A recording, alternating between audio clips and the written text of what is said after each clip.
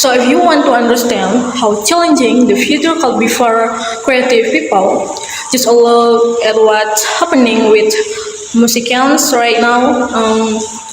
Up until the late 90s, people either listen to music for free on the radio or by buying a physical copy to listen to at home, but then the internet happened, and now Spotify and other streaming service gave us access to infinite catalog of music. We don't own anything, but we can rent pretty much all of it. So people pay less money, which means musicians make less money. But the platforms make a lot of money. Recently, researchers have discovered a new type of song on Spotify, a ghost song by a ghost artist. These are unnamed and credited musicians who are paid to make music that sounds like what the Spotify algorithm says people want to hear and recent years. Some of Spotify's most prominent plays have seen real songs by real artists replaced with ghost song by ghost artists. Real song has to be paid on real royal as ghost song done something like this dynamic is playing out of course a very creative industry. Maximize profits by minimizing creator compensation on. Now add AI and the go pitch downs even have to be human anymore. A future of art without artists. Now I am not an expert on AI, but I have spent the last 25 years working as creative person and making tools for creative people. I'm a son of I'm musical and my career began writing about music for Pitchfork and the Feel Like Voice. Started 10 record label and I'm one of the co-founders of Kickstarter, which gave creative people a way to bypass the gate curbs and go straight to the public with their subjects. Projects. Before Kickstarter, so many amazing projects had no chance to exist because they didn't fit some pre-existing business model. After Kickstarter, millions of people have exchanged billions of dollars support of new ideas. But there was a wall, we built a door, but despite what you hear about the creator economy, the reality for most creative people is it is time that a person of visual artist make less than $25 a year, and that just 13% of creative people earn a full-time living from their work. So we're not talking about aristocrats and rock stars. People working hard, trying to make a living by doing what comes natural to them. A musician, a craftsperson, a community theater director, a poster. Millions of people who are our friends, our family, our neighbors, who inspire us, and millions more people too, but despite being so central to how we experience life, we don't make things easy for these folks. There's no automatic health card. There's no retirement benefits. There's no path to collective wealth at all. They're entirely on their own. In a world of global capitalism, creative people operate like center, traveling peddlers from Philike to Philike and project to project, trying to patch together a living. So there's something missing here a way for creative people to get access to the basic and be a part of something bigger than just them their own. And I personally really struggled with this few years ago.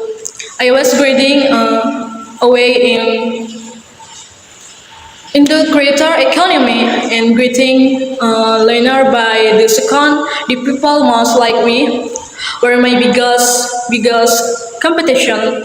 It left me constantly on edge and burned out and alone.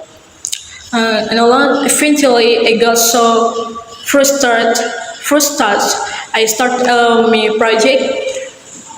new project to help creative people reels work together. It's called Mitsalab. And one of the first releases was by myself and 10 other rating the sword all independent eventually written all about the same subject so reached out to those people who I didn't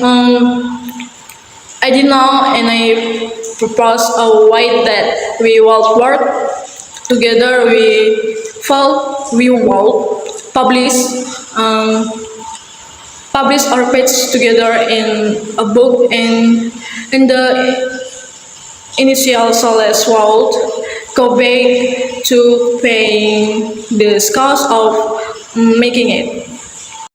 After that 17 forecast of the profile work be spilled quietly among us and 13 forecast work go into a treasure that we could use for a future project if things went well. Everyone argued and we become the Drake Forest Collective. And now, a year later, we sold 2,000 copies of this book. More than $17,000 has automatic and allowed through our argument. And just now we publish our second book by other even better than the first.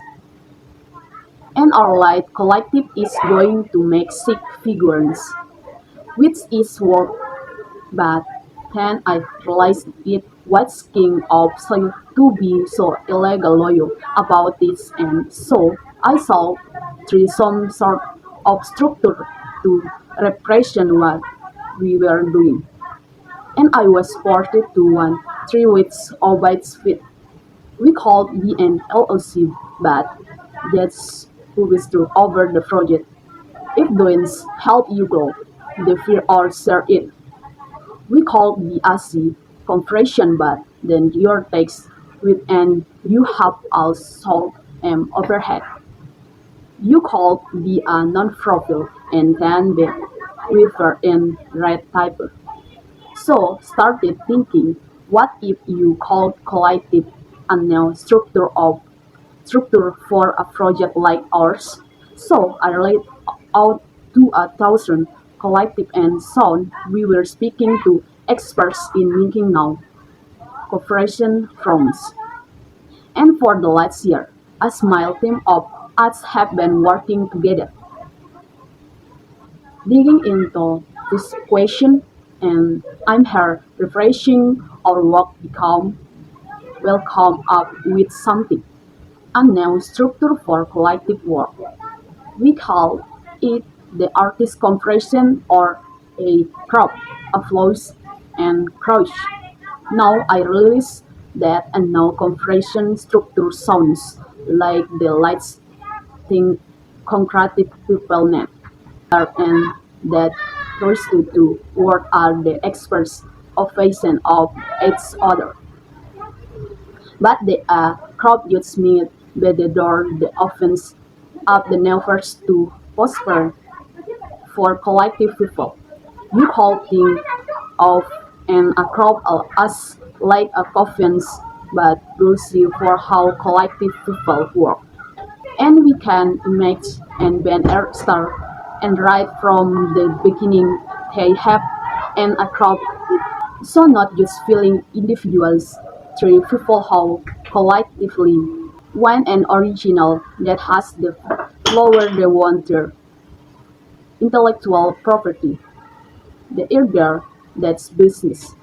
As the star get to find that money can automate I call from the age of the members according the first set amounts and they call even set ISON money to be saved for further projects in a thousand or falling together with other artist crowd opinions to get better. Hold care of other benefits as an artist corporation they will also be able to collective the commercial refunds as well as non-profit source of funding and if our level or a beginner commercial aids come along rather that is linked the right to their intellectual property which has been consumer until now. As an artist corporation, they can issue SOR. So, assuring that a would make an investment and the artist corporation, allowing it to be valued more hard and everyone to be benefited if things went well. Follows now three are simple things for make business to do, but they very hard for collective people to do. But the artist corporation will take the same capabilities and put them in the hand of the entire creative community. And creative people are already leaders and entrepreneurs. We just don't think of them that way. The painter Machiavelli once said, I start out can an anarchist and a hippie, and now I am entrepreneur with 15 employees. Look at the Tyler, the creator turned hip hop phenom, turned fashion impresario, and a world builder. Or Dolly Parton would turn her incredible talent and fame into a world of business and even a theme park that celebrate where she comes from in the Smoky Mountains, Iptinas. Now there are people at the top of their game who use their agency to take these bigger risks. But if you didn't have to be the 1% to get that chance, what if that sort of self-determination were a part of every artist kid? So, this is not a government handout, this is not a charity, this is not a special favor, this is the exact opposite. Right now, creative people are excluded from the full benefit of capitalism. Artist corporation will treat them as real economic actor for the first time, creating a consistent structure for how value creative work is going to cause a revolution in how these industries operate. And it's going to bring more money into the space than we've ever seen before. A lot of it coming from fans who just want to support their world they want to see and won't be looking for a big financial return. Other people will, and I fully expect venture capital for artists and creators to become a real thing. And to be honest, this is where I start to get nervous. But then I remember the way things are now, and that in the past artists had to answer to the crowd, to kings, to aristocracy, wealthy patrons, network executive, new corporate algorithm. But artist corporation finally give us our own seat at the table. To make this a reality, we're following an established path of making new corporation forms, and we have people on our team who have successfully done this before. A lot of thing work will be happening in public, building condition of artists, creators, fans, investors, politicians, all people who believe that artist corporation are good thing for everybody. Because it's in anti-tax. This isn't anti-AI. This isn't about what type of world we want to live in. One where we grant access to corporate controlled AI generation platform, or one where our creative and cultural institutions are owned by the people who made them. If we give artists powerless, the options are just going to get more and more limited. But if we allow them to be more than just individuals, well, new possibilities await. The next Disney wants to be start AI or some traditional company. It is Star Arts and Artists Corporation, a creative vision brought to life by a person or group of people that change how the rest of use the world. Artists don't need pity. Artists need a power. And together we're going to bold. Thank you.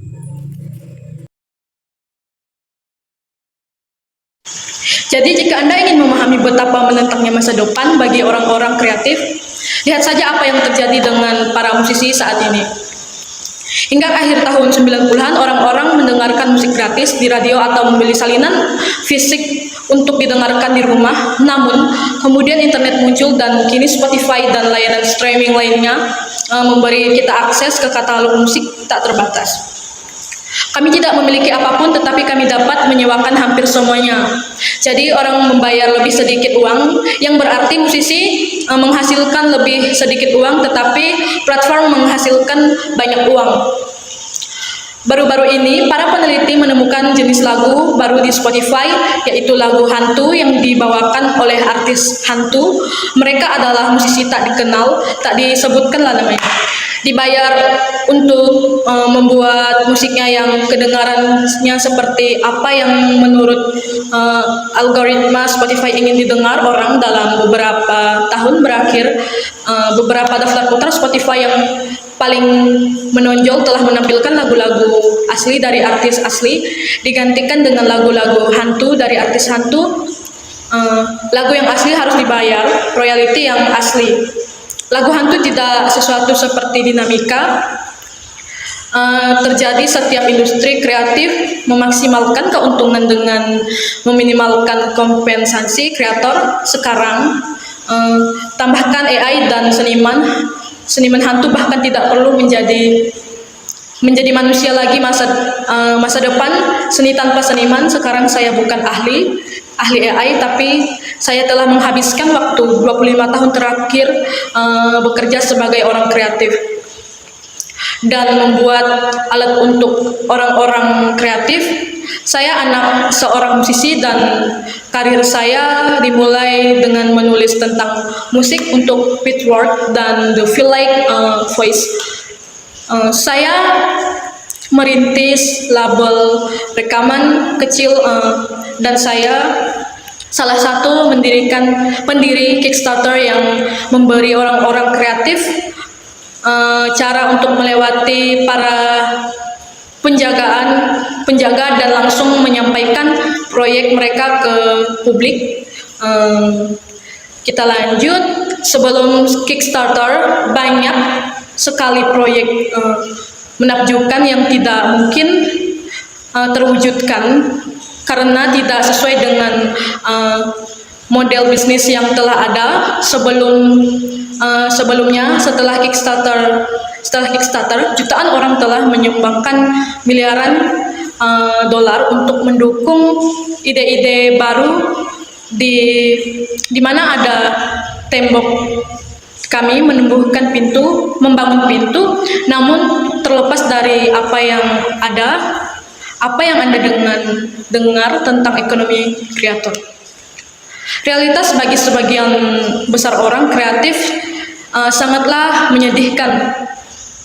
Diperkirakan 85% seniman visual menghasilkan kurang dari $25.000 setahun, dan hanya 13% orang kreatif yang menghasilkan penuh waktu dan dari karya mereka. Jadi kita tidak berbicara tentang bangsawan dan bintang rock, kita berbicara mengenai orang-orang yang bekerja keras, berusaha mencari nafkah dengan melakukan apa yang alami bagi mereka seorang musisi, seorang pelajar, seorang direktur,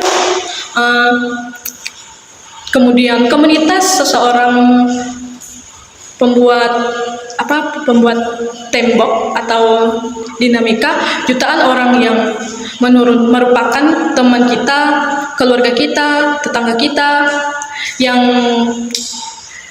menginspirasi kita, dan jutaan orang lainnya juga sangat berperan penting dalam cara kita menjalani hidup kita, tidak membuat segala sesuatunya menjadi mudah bagi orang-orang ini. Tidak ada perawatan kesehatan, otomatis tidak ada tunjangan pegawai atau pensiun, tidak ada jalan menuju kekayaan kolektif, sama sekali mereka seperti sepenuhnya mandiri dalam dunia kapitalisme global. Orang-orang kreatif beroperasi seperti pedagang keliling abad ke-18, berpindah dari desa ke desa dan dari satu proyek ke proyek lainnya, mencoba menyatukan semuanya untuk mencari nafkah. Jadi ada yang kurang di sini cara bagi para orang-orang kreatif untuk mendapatkan akses ke hal-hal dasar dan menjadi bagian dari sesuatu yang besar dari sekadar diri mereka dan sendiri. Dan saya pribadi benar-benar berjuang dengan hal ini. Beberapa tahun lalu saya bekerja keras dalam ekonomi kreator dan semakin kesepian. Dari detik ke detik, orang-orang yang paling seperti saya adalah pesaing terbesar saya. Hal itu membuat aku terus-menerus gelisah, kelelahan, dan saya sendiri akhirnya merasa frustasi. Namanya Meta Label dan salah satu rilisan pertama adalah oleh saya dan 10 penulis lainnya yang semuanya menulis secara independen tentang subjek yang sama. Jadi saya menghubungi orang-orang yang tidak saya kenal dan mengusulkan suatu cara supaya kami bisa bekerja sama. Kami akan menerbitkan karya kami bersama-sama dalam sebuah buku, dan hasil penjualan awal akan kembali digunakan untuk membayar biaya pembuatannya. Setelah itu, 70% keuntungan akan dibagi rata di antara kami, dan 30% akan masuk ke kas bersama yang dapat kami gunakan untuk proyek masa depan jika semua berjalan baik. Semua orang setuju, dan kami menjadi kolektif hutan gelap. Dan sekarang, setahun kemudian, kami telah menjual 2.000 eksampel buku ini. Lebih dari $70.000 telah mengalir otomatis melalui pengaturan kami. Dan baru saja kami menerbitkan buku kedua kami oleh penulis lain, bahkan lebih baik dari yang pertama. Dan kolektif kecil kami akan menghasilkan 6 angka, yang dimana itu luar biasa. Namun kemudian saya sadar bahwa agak konyol untuk bersikap YOLO, tidak peduli apapun secara hukum tentang hal ini. Jadi saya harus membuat semacam struktur untuk menggambarkan apa yang tengah kami lakukan. Dan saya terkejut karena ternyata tidak ada yang cocok. Kita bisa saja menjadi suatu PT, tetapi itu hanya akan memberi perisai pada proyek tersebut. itu tidak membantu Anda mengembangkan kue atau membaginya. Kita bisa menjadi perusahaan C, tetapi kemudian Anda dikenakan pajak 2 kali, dan Anda memiliki segala macam biaya overhead. Anda bisa saja menjadi organisasi nirlaba, lalu terbelit birokrasi yang rumit. Jadi saya mulai berpikir, bagaimana jika Anda dapat membuat struktur baru untuk proyek seperti kami? Jadi saya menghubungi seorang kolega yang dapat dipercaya. Dan tidak lama kemudian, kami berbicara dengan para ahli dalam pembuatan formulir perusahaan baru. Dan selama setahun terakhir, sebuah tim kecil dari kami telah bekerja bersama menyelidiki pertanyaan ini. Dan saya di sini mewakili pekerjaan kami, karena kami telah menemukan sesuatu. Struktur baru untuk karya kreatif. Kami menyebutnya perusahaan artis atau AKRO. Sekarang saya menyadari bahwa struktur perusahaan baru kedengarannya seperti hal terakhir yang dibutuhkan oleh orang-orang kreatif. Dan kedua kata ini adalah kebaikan satu sama lain. Namun AKRO mungkin saja menjadi pintu yang membuka jalan baru menuju kemakmuran bagi orang-orang kreatif. Anda dapat menganggap AKRO seperti sebuah perusahaan, tetapi dibangun berdasarkan cara kerja orang-orang kreatif. Dan kita bisa bayangkan sebuah band dimulai, dan sejak awal mereka memiliki AKRO. Jadi, bukan hanya 5 orang. Mereka adalah orang-orang yang secara kreatif memiliki sebuah organisasi yang memiliki kekuatan untuk memiliki kekayaan intelektual mereka, perlengkapan mereka, bisnis mereka. Saat mereka mulai menerima gaji, uang tersebut dapat mengalir secara otomatis ke mesin masing-masing, ke masing-masing anggota sesuai dengan jumlah yang telah ditetapkan sebelumnya. Mereka bahkan dapat menyisihkan uang untuk ditabung bagi proyek masa mendatang di kas atau menggabungkannya dengan korporasi artis lain untuk memperoleh layanan kesehatan yang lebih baik atau tunjangan lainnya. Sebagai koperasi artis, mereka juga dapat menerima pendapatan komersial sekaligus member perusahaan nirlaba. Dan jika ada label atau etis komersial yang lebih besar muncul daripada hanya menjual hak atas kekayaan intelektual mereka yang sudah menjadi kebiasaan selama ini sebagai koperasi artis. Mereka dapat menerbitkan saham. Maka sebagai gantinya, etis itu akan berinvestasi pada perusahaan seniman sehingga nilainya menjadi lebih tinggi dan semua orang dapat memperoleh keuntungan. Semua orang dapat memperoleh manfaat jika semuanya berjalan dengan baik. Nah, ini adalah hal yang sederhana untuk dilakukan oleh banyak pembisnis, tetapi sangat sulit dilakukan oleh orang-orang kreatif. Namun korporasi seniman akan mengambil kemampuan yang sama dalam menyerahkannya ke tangan seluruh komunitas kreatif. Dan orang-orang kreatif sudah menjadi pemimpin dan wirausahawan. Hanya saja, kita tidak menganggap mereka seperti itu. Pelukis Mike Kelly pernah berkata, "Saya memulai sebagai seorang anarkis dan hippie, dan sekarang saya seorang pengusaha dengan 15 karyawan." Lihatlah, Tyler, the Creator, fenomena hip-hop remaja yang berubah menjadi impresario model dan sekarang pembangun dunia. Atau Dolly Parton, yang telah mengubah bakat dan ketenarannya luar biasa menjadi dunia bisnis, dan bahkan taman hiburan yang merayakan tempat asalnya di pegunungan Smoky di Tennessee. Sekarang mereka adalah orang-orang yang berada di puncak karir mereka, yang menggunakan agensi mereka untuk mengambil risiko yang besar. Tetapi bagaimana jika Anda tidak berada dalam 1% tersebut untuk mendapatkan kesempatan itu? Bagaimana jika peralatan semacam ini dan tekad diri menjadi bagian dari perlengkapan setiap seniman? Jadi ini bukan tentang pemberian pemerintah, ini bukan amal, ini bukan bantuan khusus. Ini justru sebaliknya. Saat ini, orang-orang kreatif dikecualikan dari manfaat penuh kapitalisme.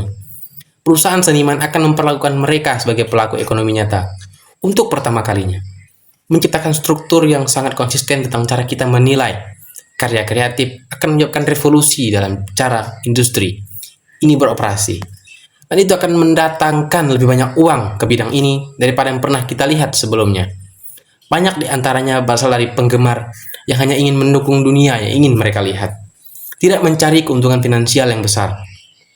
Orang-orang lain akan melakukannya, dan saya sepenuhnya berharap model Ventura bagi seniman dan kreator akan menjadi suatu kenyataan.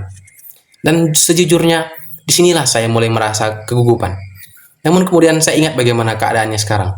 Dan di masa lalu, para seniman harus menjawab kepada gereja, pada raja, kaum bangsawan, patron yang sangat kaya, para eksekutif jaringan, dan kini algoritma perusahaan. Namun perusahaan seniman akhirnya memberi kami tempat sendiri di meja yang perundingan. Untuk mewujudkannya, kami mengikuti jalur yang ditetapkan dalam membuat bentuk perusahaan baru. Dan sekarang kami memiliki orang-orang di tim kami yang telah berhasil melakukan sebelumnya.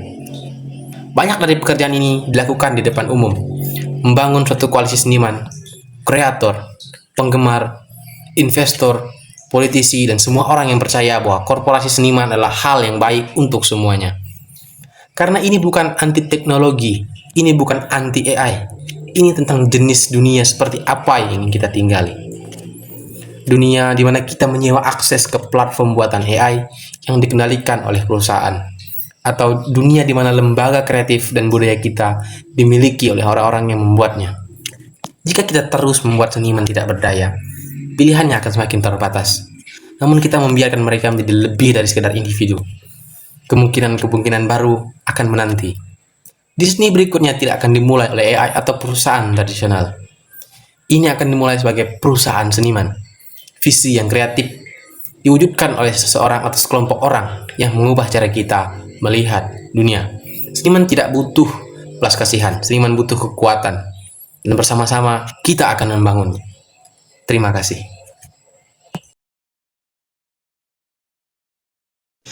Jadi alasan saya memilih video ini karena topik ini sangat relevan dengan kondisi sosial saat ini yang menekankan produktivitas berlebihan hingga mengabaikan kesehatan mental. Video tersebut menawarkan perspektif kritis yang mengajak kita untuk mempertanyakan norma kerja terus-menerus yang sering dianggap wajar. Saya juga tertarik karena pembicaranya mudah dipahami dan memberikan contoh konkret yang dekat dengan kehidupan sehari-hari. Selain itu, tema ini membantu saya merenungkan keseimbangan antara kerja dan hidup, sehingga cocok dijadikan bahan diskusi untuk meningkatkan kesadaran diri dan orang lain. Jadi, strategi yang saya pilih dalam menerjemahkan adalah komunikatif, karena dalam hal ini saya ingin menyampaikan lebih dalam tentang makna dari bahasa. Lalu, teknik terjemahan yang saya pilih adalah adaptation karena ingin lebih menekankan beberapa kata yang tidak bisa saya terjemahkan langsung karena ada perbedaan budaya. Tantangan dalam terjemahannya pasti yang pertama dari budaya, karena dari gaya bicara kata itu sendiri lalu menyesuaikan kecepatan sang pembicara. Alasan saya memilih bagian ini karena membahas tentang artis confession atau akrab yang bisa membantu para kreator dan seniman mengelola karya dan keuangan mereka dengan lebih baik. Ini seperti sebuah cara baru untuk mereka memiliki kontrol lebih besar atas karya dan keuangan mereka. Akrab ini terdengar seperti solusi yang pas untuk para kreator dan seniman. Untuk strategi yang saya pilih dalam menerjemahkan adalah komunikatif, karena dalam hal ini saya ingin menyampaikan lebih dalam tentang makna dari bahasa target. Untuk teknik yang saya gunakan adalah amplification, karena saya ingin menekankan beberapa kata yang sulit dijelaskan. Tantangan yang saya hadapi adalah yang pertama, budayanya saya cukup kesulitan jika dalam mengartikan ke dalam bahasa Indonesia. Lalu juga saya sangat susah dalam mengikuti kecepatan dari pembicara aslinya. Jadi, tujuan saya memilih video ini karena ingin tahu bagaimana cara memperdayakan seniman dan kreator. Lalu bagaimana memberikan mereka kontrol atas karya dan ekonomi yang kreatif, serta bagaimana cara menciptakan peluang baru yang kreatif bagi industri. Ini bertujuan untuk meningkatkan posisi dan pengaruh seniman dalam industri. Jadi, selanjutnya itu strategi apa yang saya pilih.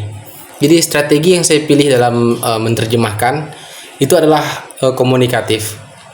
Karena dalam hal ini saya ingin menyampaikan isi dari teks dalam video itu lebih dalam.